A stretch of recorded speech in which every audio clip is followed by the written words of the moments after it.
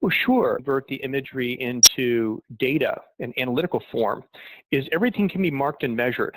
So like you're identifying, you saw things on the roof like pooling water. Well, how significant of an event is that? So can you measure them? Can you mark them? Can you count them? So you see how many of them there are. Now with things like potential roof leak areas on a roof, typically those are limited.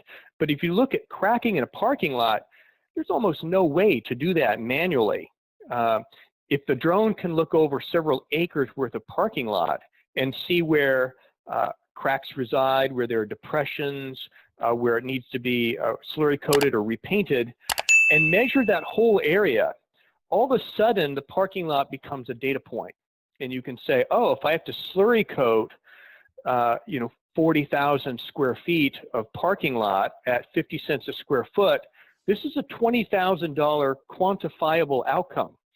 So that drone flight can help potential purchasers negotiate better deals, as an example. It's not anecdotal that I may need to slurry coat, but if I did, here's what it's worth to me or what it would cost me to solve that problem.